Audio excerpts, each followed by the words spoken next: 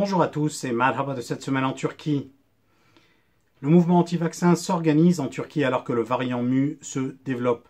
Samedi dernier, ils étaient quelques milliers à se réunir pour s'opposer à ce qu'ils appellent une pandémie. Une manifestation baptisée le Grand Réveil par ses organisateurs s'est déroulée samedi dernier à Maltepe, sans mesure de distanciation sociale, et a réuni quelques milliers de participants, quasiment tous sans masque. Les mots d'ordre se sont dirigés pêle-mêle contre le programme de vaccination de la Turquie, mais également contre les obligations de porter un masque, les exigences de tests, les mesures concernant les voyages interurbains et l'accès aux espaces publics fermés pour les personnes non vaccinées. Ces mesures plus strictes sont entrées en vigueur dans toute la Turquie lundi dernier, le même jour où les écoles ont repris l'enseignement en face à face. Mais surtout, les manifestants ont repris à leur compte les thématiques complotistes directement importées des États-Unis. La pandémie est devenue la plandémie, un plan diabolique qui serait ourdi par des forces globales, Bill Gates, Elon Musk et bien entendu les Rothschild. La manifestation a eu lieu dans le district de Maltepe à Istanbul, où les participants ont été obligés par la police de porter des masques distribués gratuitement pour entrer. Mais la majorité des participants a rapidement retiré les masques juste après avoir accédé à la manifestation. Bien que le gouverneur du district de Maltepe n'ait pas autorisé le rassemblement en raison des risques liés au Covid, cette autorisation a finalement été accordée par le gouvernorat d'Istanbul, le même qui avait refusé 10 jours plus tôt qu'une manifestation pour la paix puisse se dérouler. Le gouverneur de Maltepe a quant à lui été muté d'un district de Kocaeli. De nombreuses personnes présentes ont exprimé leur scepticisme face aux informations fournies par le ministère de la Santé, mais la sociologie des manifestants, plutôt proche de la base de l'AKP, n'a pas transformé cette action en une protestation contre le pouvoir. Plusieurs écrivains et journalistes de la mouvance islamiste ont pris la parole lors de l'événement, notamment Abdurrahman Dilipak, un écrivain islamiste controversé, qui a récemment fait la une des journaux, qualifiant les femmes qui soutiennent l'accord d'Istanbul de, je cite, « prostituées ». Dans son discours, Dilipak a formulé 5 demandes. Fermeture de l'Organisation mondiale de la santé, levée des exigences des tests PCR, financement de la recherche dans le but de prouver que le Covid n'existe pas, levée des exigences en matière de masques et mise en place d'une commission parlementaire pour enquêter sur la présence de micropuces dans les vaccins. Nous sommes ici pour défier les forces mondiales occultes, a déclaré Dilipak, affirmant également que les images et les rapports sur les victimes du coronavirus étaient conçus pour effrayer les citoyens et leur faire croire à la maladie. Le leader du parti islamiste Yeniden Refah Fatih Erbakan a plus tard affirmé que le vaccin pouvait conduire à la naissance d'êtres hybrides mi-humains, mi-singes. Il a souligné ne pas être vacciné, à l'image de Oğuzhan Asiltürk, poids lourd du mouvement islamiste, actuellement hospitalisé après avoir contracté le Covid-19.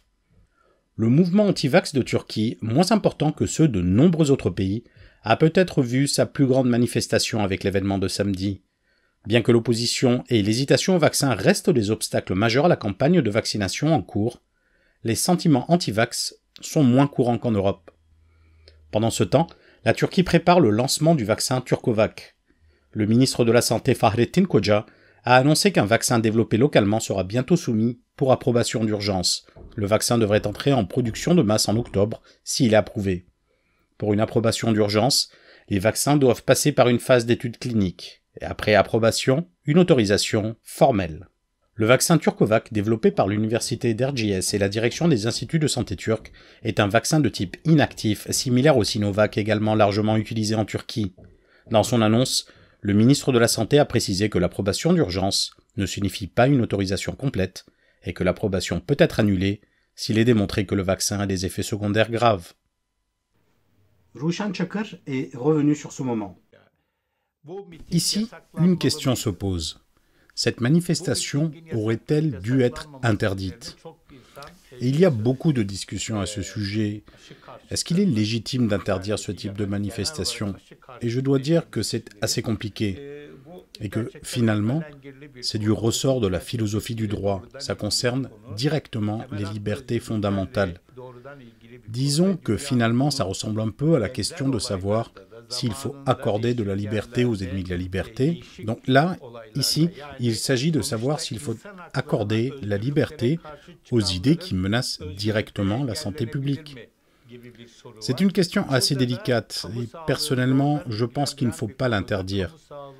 Mais évidemment, je suis également pour qu'on n'interdise pas les personnes qui s'élèvent contre ce type de manifestation. Et bien sûr, les gens ont dit, s'il s'agissait d'une manifestation organisée par l'opposition, elle aurait été interdite par le pouvoir. Et ça d'ailleurs, c'est parfaitement vrai.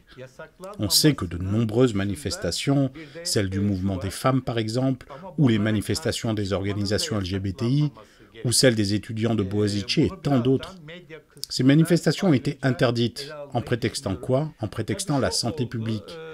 Et on sait le traitement qui a été réservé aux personnes qui voulaient tout de même manifester. Ces personnes ont subi des agressions policières, elles ont été mises en garde à vue, et plusieurs d'entre elles ont fait l'objet de poursuites. Mais là, ça n'a pas été interdit. Pourquoi donc? Je pense qu'ici, le problème principal est que cette question a une résonance dans la société. Quand on regarde les chiffres, on se rappelle qu'à un moment donné, on ne trouvait pas de doses pour se faire vacciner. Les gens essayaient de faire marcher leurs connaissances pour pouvoir y accéder. Et maintenant, le pouvoir n'arrive pas à convaincre une partie de la population à se faire vacciner. Un nombre non négligeable de personnes ne va pas se faire vacciner alors que les créneaux sont disponibles. En conséquence, je pense que les autorités sont conscientes de ce ressentiment. Elles préfèrent éviter les interdictions, elles préfèrent éviter les restrictions qui visent les personnes non vaccinées. En Turquie, les mesures coercitives ne sont pas généralisées. Et a priori, elles ne le seront pas.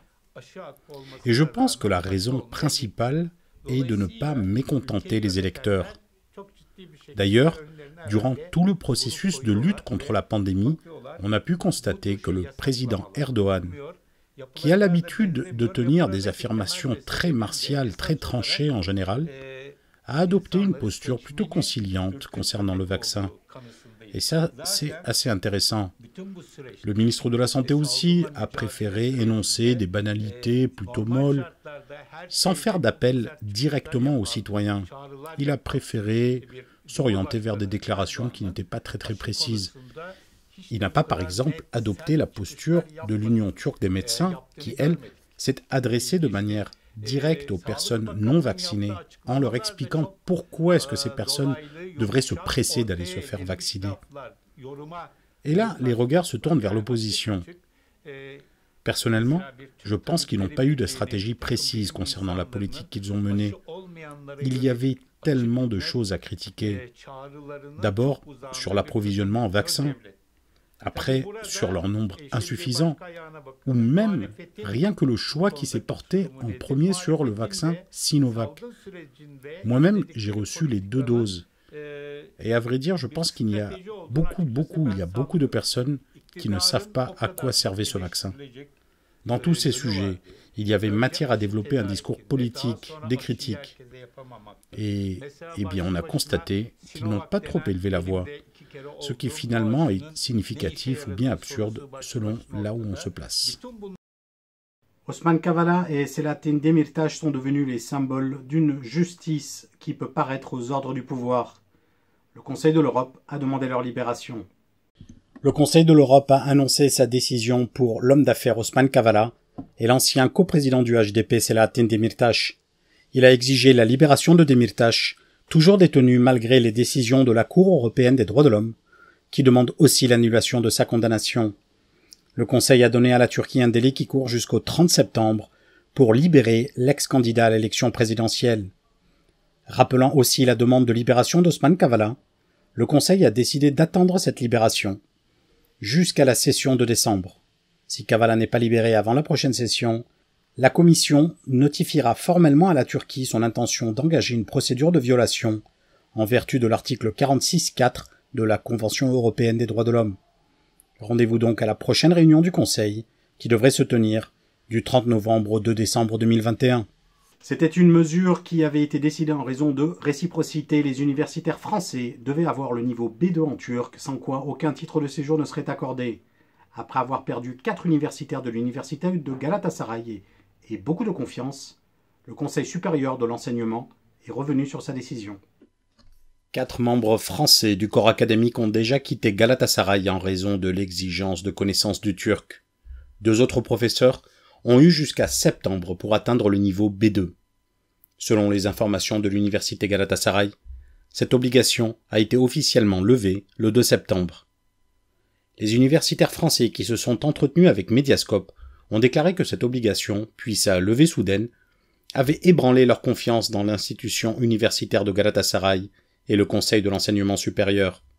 L'un de ces universitaires précise « Il sera difficile pour ces institutions de regagner notre confiance, et j'aurai toujours peur que cette situation puisse se répéter. » La docteure Elgiz Yilmaz Altuntaş, directrice de l'école de langue étrangère de Galatasaray, s'était entretenue avec Mediascope le mois dernier alors que les négociations pour lever cette obligation étaient toujours en cours.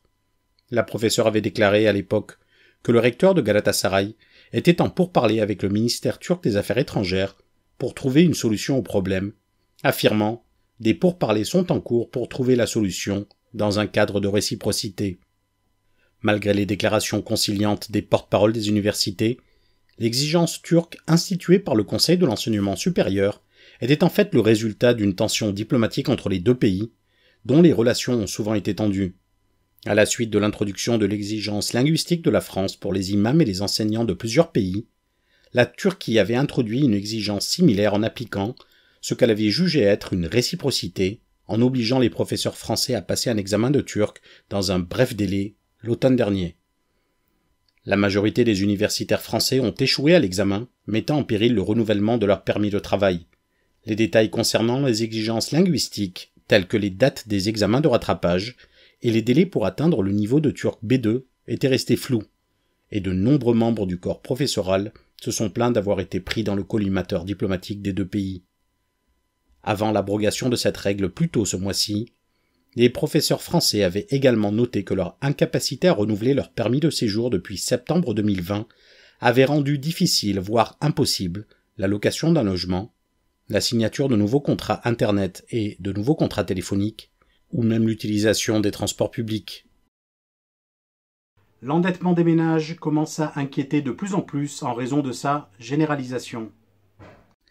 En réponse à une demande écrite du député CHP d'Istanbul Sezgin Tanrıkulu, le ministre du Trésor et des Finances Lütfi Elvan a annoncé que plus de 34 millions de personnes ont contracté des emprunts auprès de divers organismes. Elvan a annoncé que la valeur totale des prêts est de 874,3 milliards de livres turcs, soit environ 90 milliards de dollars. Selon les données, près de la moitié de la population turque et la quasi-totalité de la population adulte est endettée. Sezgin Tanrıkulu s'est entretenu avec Mediascope. Il a déclaré « La quasi-totalité de la population adulte d'Istanbul est endettée, même ceux qui ont un revenu régulier ne peuvent pas vivre sans prêt. » Selon les données partagées par Lütfi Elvan, 13 305 000 personnes à Istanbul sur les 16 millions ont contracté des prêts personnels, ce qui représente plus de 80% de la ville. Le montant total dû s'élève à plus de 252,6 milliards, soit près de 20 milliards de dettes par personne. Pendant ce temps, à Ankara, 3 241 000 personnes ont des prêts personnels pour un total de 87 607 millions de livres turcs. Selon les projections les plus récentes, la Turquie accuserait un déficit de 247 milliards de livres turcs, ce qui fait de l'emprunt personnel environ 3 fois la taille du déficit national. C'est tout pour cette semaine. Merci de nous avoir suivis et n'oubliez pas de soutenir la presse indépendante.